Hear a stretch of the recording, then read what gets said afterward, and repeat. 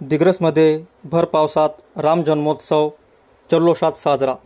पावसामुळे काही प्रमाणात रामभक्तांचा हिरमोड. जय श्रीराम गजराने आसमंत दणाणला.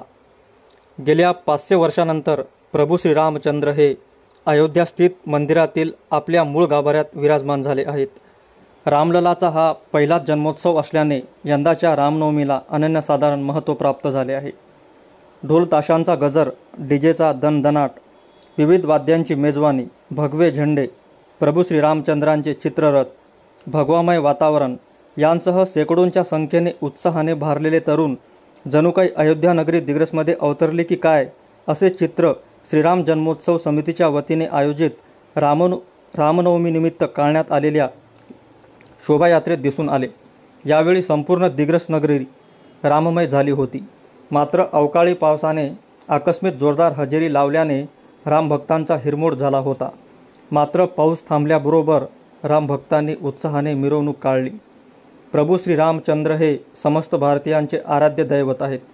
श्रीराम जन्मोत्सव म्हणजे भारतीयांना प्रेरणा देणारा महोत्सव आहे.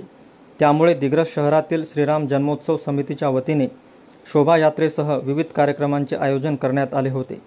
जय श्रीराम, प्रभू श्रीरामचंद्र की जय नावाचा जयघोष करीत ब्राह्मणपुरी येथील श्रीराम मंदिरातून शहरातील मुख्य मार्गाने भव्य शोभायात्रा काढण्यात आली. भगवे झेंडे घेऊन शेकडो युवक शोभायात्रेत सहभागी झाले होते. मुस्लिम शिवजयंती उत्सव समिती व दिग्रस तालुका पत्रकार संघटनेतर्फे प्रसाद वाटपाचा कार्यक्रम देखील पार पडला. पोलीस निरीक्षक सेवानंद वानखडे व अन्य मान्यवरांनी श्रीराम मंदिराला भेट दिली.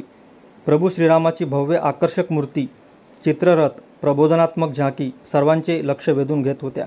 शोभायात्रेत आबालवृद्धांसह तरुण आणि रामभक्तांचा जनसागर लुटला. शोभायात्रेच्या वेळी दिग्रस पोलिसांनी चोख बंदोबस्त ठेवला होता. कुठलाही अनुचित प्रकार न घडता शोभायात्रा भक्तिमय वातावरणात पार पडली. रामभक्तांसाठी विविध ठिकाणी जागरूक नागरिकांकडून शरबत, खिचडी, थंड पाण्याची व्यवस्था करण्यात आली होती. मुझे चढ गया भगवा रंग रंग, राम के दीवाने, भारत का बच्चा बच्चा, जय श्रीराम बोलेगा या गाण्यांवर तरुणाई थिरकताना दिसली. Public news Marathi, Digras, Yavatmal.